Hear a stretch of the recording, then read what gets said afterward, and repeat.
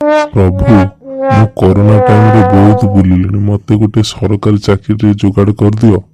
ବସ ତମେ ମୋ ଲାଗି କଣ ଆଣିଛ? ନଡ଼ିଆ, କଦଳୀ, ଆପେଲ କିଛି ବି ଆଣିନ ତ ମତେ ଖାଲି ଚାକିରି ମାଗୁଛ? ପ୍ରଭୁ ତମେ କର୍ମ କରିଚାଲ, ଫଳର ଆଶା ରଖ ନାହିଁ। ବସ ତମେ ମୋ କଥା କଣ ବୁଝିବ? କରୋନା ଟାଇମରେ ଲୋକ ମନ୍ଦିର ଆସିବା ବନ୍ଦ କରିଦେଲେ। ମତେ ଭୋଗ ନାହିଁ, ମୋ ପାଇଁ କାକୁଡ଼ି ନାହିଁ, କଦଳୀ ନାହିଁ, ଆପେଲ ନାହିଁ, କିଛି ନାହିଁ। ମୁଁ କେମିତି ଚଳିବି? ହେଲା ପ୍ରଭୁ ତମେ ମତେ ଚାକିରି ଯୋଗାଡ଼ କରିଦିଅ, ମୁଁ ତମକୁ ଫଳ, ଆପେଲ, କଦଳୀ, କାକୁଡ଼ି ସବୁଦିନ ନେଇକି ଆସିଦେବି। ବସ ଗୋଟେ କଥା ଶୁଣ, ଚାକିରିର ଆଶା ରଖ ନାହିଁ, ଚାଷର ଆଶା ରଖ। ଚାଷ କଲେ ହିଁ ଖାଦ୍ୟ ମିଳିବ, ଆଉ ଭବିଷ୍ୟତରେ ଖାଦ୍ୟ ମିଳିବନି ତ ମୁଁ ଚାକିରି ମିଳିଲେ କଣ କରିବ ତମେ? ହଉ ପ୍ରଭୁ, ମୋ ମମି ଡାକିଲାଣି, ମୁଁ ଯାଉଛି ଭୋଗ ଖାଇକି ଆସେ। ଭୋଗ? କି ଭୋଗ?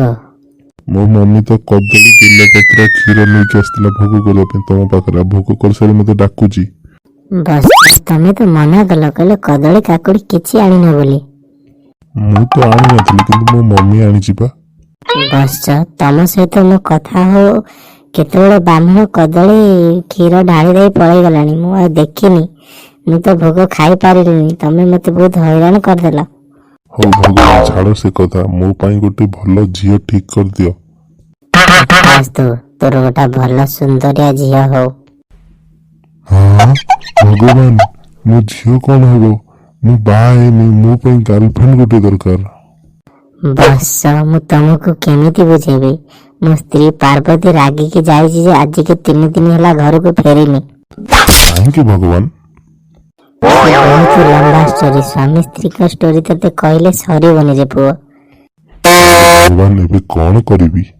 କଣ କର, ତମେ ବ୍ୟାଚଲର ରହିଯାଅ, ତମ ପାଇଁ ବହୁତ ଭଲ ହବ।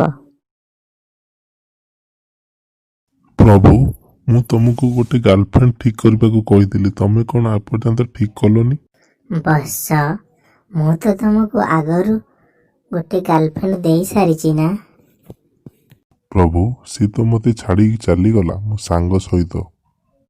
ବସ ସେ ତ ତମ ସାଙ୍ଗ ସହିତ ପଳେଇଲା, ତମକୁ ତ ବହୁତ ଖରାପ ଲାଗିଥିବ। ପ୍ରଭୁ ମତେ କାହିଁ ଖରାପ ଲାଗିବ ଯେ ଜଣେ ମହାପୁରୁଷ ମତେ କହିଥିଲେ ପୁରୁଣା ଖେଳନା ଗରିବ ମାନଙ୍କୁ ବାଣ୍ଟିଦେବା ବହୁତ ବଡ଼ ମହାନ କାର୍ଯ୍ୟ ଅଟେ। ପ୍ରଭୁ ମୁଁ ଯାଇଥିଲି କ୍ଷୀର ପାଇଁ, ଆଜି କ୍ଷୀର ନେଇକି ଆସିଥାନ୍ତି ତମ ପାଖକୁ କ୍ଷୀର ଢାଳିବା ପାଇଁ, କିନ୍ତୁ କ୍ଷୀର ଦୋକାନରେ ମିଳିଲାନି। ବସ କଣ କହିବି, ସେ ତ ମୋର ଅଭିଶାପ ଯୋଗୁଁ କ୍ଷୀର ଦୋକାନରେ ମିଳୁନି। ପ୍ରଭୁ ମୁଁ କିଛି ବୁଝିପାରିଲିନି। କଣ କହିବି ବସ, ଥରେ ମୁଁ ବୁଲୁ ବୁଲୁ ପୃଥିବୀ ଆଡ଼କୁ ବୁଲିବାକୁ ପଳେଇଗଲି।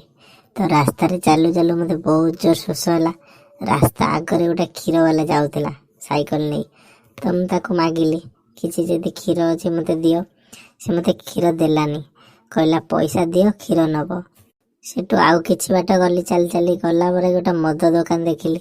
ତ ମଦ ଦୋକାନରେ କହିଲି ମୋତେ କିଛି ମଦ ଦିଅ, ମୋତେ ବହୁତ ଜୋର ଶୋଷ ହେଉଛି, କିଛି ମଦ ଦିଅ ମଦ ପିଇବାକୁ। ସେ ମଦବାଲା ମୋତେ ଫ୍ରିରେ ମଦ ଦେଲା, ଆଉ କହିଲା ମନ ଶାନ୍ତି ହେଲା ଯାଏ ପିଇ। ସେଇଦିନୁ ମୁଁ କ୍ଷୀରବାଲାକୁ ଅଭିଶାପ ଦେଇଦେଲି କି କ୍ଷୀରବାଲା ଘର ଘର ଯାଇ କ୍ଷୀର ଦେବ, କିନ୍ତୁ ମଦ ବିକିବା ବାଲା ଦୋକାନରେ ରହି ହିଁ ମଦ ବିକିବ। ହଉ ପ୍ରଭୁ ଅନେଇଛି, ଯେତେବେଳେ କ୍ଷୀର ବାଲା ଆସିବ ଘରେ ଦବା ପାଇଁ, କ୍ଷୀର ଦେଲା ପରେ ହିଁ ତମକୁ ଦେବି। ପ୍ରଭୁ ତମେ ମୋ ମଦ ଛଡ଼େଇ ପାରିବ?